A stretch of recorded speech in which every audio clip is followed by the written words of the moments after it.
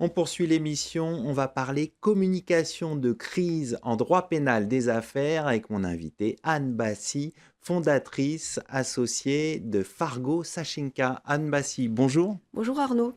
Tout d'abord, quelles sont les nouveautés en matière de justice communicationnelle? Ce qu'il y a de neuf, Arnaud, c'est qu'aujourd'hui, l'accusation est reprise comme une vérité et elle se propage comme une vérité dans la sphère médiatique. Alors, on le sait, le tribunal médiatique, il est rapide, il est influent, il est puissant. L'idée, c'est d'arriver à le canaliser. Et pour ça, il faut surtout s'organiser. Et c'est ça qui est vraiment nouveau, c'est cette organisation qui devient indispensable. Alors, il y a 6 choses à comprendre pour l'organisation. La première, c'est bien sûr de comprendre les règles de ce tribunal médiatique. La deuxième, c'est d'avoir une ligne narrative très claire et de bien la travailler. La troisième, c'est de maîtriser le tempo médiatique. La quatrième, c'est bien sûr d'anticiper les réseaux sociaux. La cinquième, c'est de préparer les porte-paroles convenablement. Et, même si ça peut sembler étonnant, le dernier point, c'est d'anticiper dès le début la fin de la crise. Alors, par exemple, sur le premier point, sur les règles en fait du tribunal médiatique, qu'est-ce qu'il faut bien comprendre? Il faut bien comprendre que contrairement au tribunal judiciaire, le tribunal médiatique, il ne repose ni sur le principe du contradictoire, ni sur la présomption d'innocence. Il repose sur l'émotion et sur la vitesse. Et le premier récit qui s'impose crée ce fameux soupçon, il n'y a pas de fumée sans feu, voire comme disait Voltaire, calomnier, calomnier, il en restera toujours quelque chose. Donc ce qui est indispensable, c'est de bien occuper l'espace médiatique, parce que si vous n'occupez pas cet espace-là, d'autres le feront. Et c'est vrai qu'une crise non maîtrisée, c'est une histoire racontée par les autres. Alors, le deuxième point sur la fixation de la ligne narrative, c'est indispensable de savoir ce qu'on veut dire, comment on veut le dire et à quel tempo on veut le dire. Et ce tempo-là, il est important, c'est le troisième point, puisqu'il y a toujours des phases dans une crise. La première phase, c'est le lancement. Ensuite, il y a toujours la phase d'amplification. Il y a toujours la phase un peu de lassitude ou de saturation. Il y a toujours une phase de rebond et il y a la dernière phase. La dernière phase, soit c'est une sortie de crise, soit c'est un refroidissement parce que une affaire chasse l'autre. Le point sur les réseaux sociaux, il est très important parce qu'il faut bien comprendre, surtout pour les réseaux sociaux, il faut regarder s'il n'y a pas des signes avant-coureurs. On peut détecter des signes avant-coureurs. On peut détecter des signes avant-coureurs et on peut aussi surveiller de façon très active ce qu'il se passe avec les hashtags, par exemple. Les hashtags négatifs, et notamment pour éviter qu'ils s'enracinent. Et on peut se faire aider d'ailleurs par l'intelligence artificielle pour faire cette veille et même faire une veille sur les fake news. Le cinquième point, c'est la préparation des porte-paroles. La préparation des porte-paroles, évidemment, elle est indispensable parce qu'on sait qu'une mauvaise formulation peut aggraver une crise et que même un ton peut faire déraper finalement un discours et le fond d'une argumentation. Donc il faut être formé. Il faut que le porte-parole ait une posture maîtrisée. Il faut limiter les interlocuteurs. Et le dernier point, c'est l'après-crise. Et l'après-crise pose 2 questions.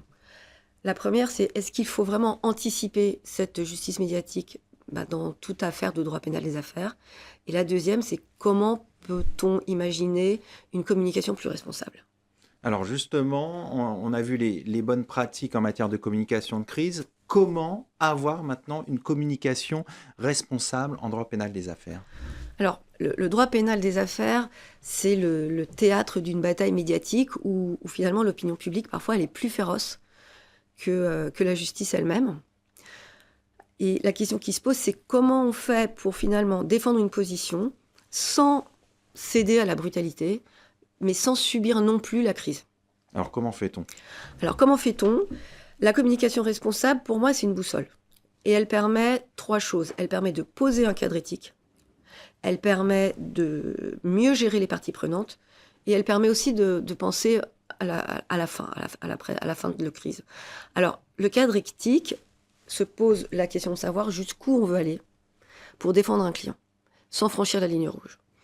Avec le dilemme du respect de la présomption d'innocence, du secret professionnel, de la confidentialité et d'une transparence contrôlée, sachant que tout le monde n'est pas soumis au secret professionnel. Donc pour protéger la présomption d'innocence, ça veut dire contrôler la véracité des faits, ça c'est important dans une communication responsable, et pour éviter la désinformation.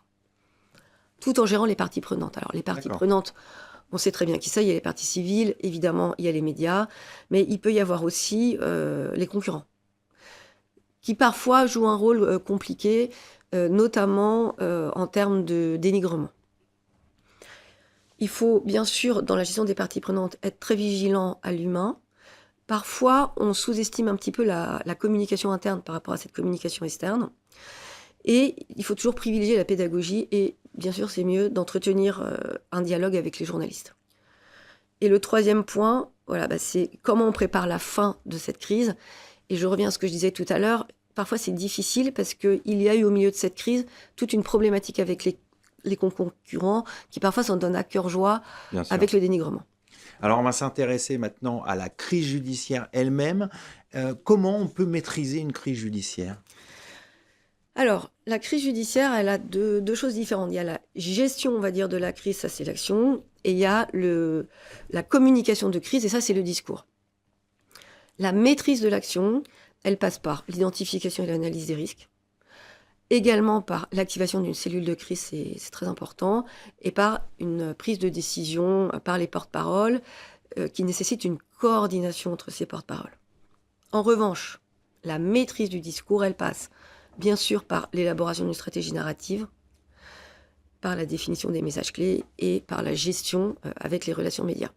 Il y a un duo indissociable entre l'avocat et le communicant, et l'enjeu est d'orchestrer une stratégie intégrée où chaque prise de parole permet de renforcer à la fois la crédibilité juridique et la confiance du public.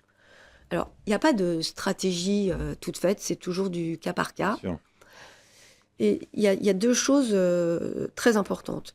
La crise, la gestion de cette crise, elle dépend aussi de la culture de l'entreprise et de la personnalité des porte-paroles. Et nous, on doit prendre en compte la personnalité des porte-paroles parce que nous ne sommes pas tous égaux en termes de ressources psychologiques face à une crise, face à un conflit. Et nous, on doit s'adapter. Il y a certains interlocuteurs qui sont plus silencieux, d'autres qui sont plus transparents, d'autres qui, en revanche, veulent contre-attaquer. Et nous, on doit prendre en compte leur personnalité parce que dès qu'on rentre dans une crise, on rentre dans un jeu systémique. Et il y a également quelque chose qui est très important, c'est de bien respecter aussi un équilibre entre communication externe, ce qu'on vient de voir, et communication interne. Parce que parfois, on délaisse les hommes et les femmes qui composent l'interne en entreprise et ils ne vivent pas du tout de la même façon cette communication. Et parfois, on ne les prépare pas ou on les sous-estime. Donc, les salariés, les dirigeants, l'actionnaire, le fondateur, par exemple. Donc, bien se préparer pour pouvoir maîtriser la crise. Rapidement, en quelques mots, il peut y avoir un risque pour la réputation de l'entreprise si on ne maîtrise pas bien une crise. Alors, comment faire ? L'enjeu réputationnel, c'est vrai qu'il est aujourd'hui délicat parce que ça peut même nuire sur du plus ou moins long terme à l'entreprise. Alors, est-ce qu'on parle d'une petite structure, d'une moyenne ou même d'une entreprise cotée ? Et on a bien vu que les enjeux réputationnels, parfois, ils pouvaient avoir des enjeux dévastateurs, même sur le cours d'une bourse. C'est parfois éphémère, mais en tout cas, c'est impactant. On va conclure là-dessus. Merci Anne Bassi. Je rappelle que vous êtes associée au sein de Fargo Sachinka. Merci Arnaud. Tout de suite, l'émission continue. On va parler des conséquences des instabilités européennes et mondiales sur la sécurité juridique.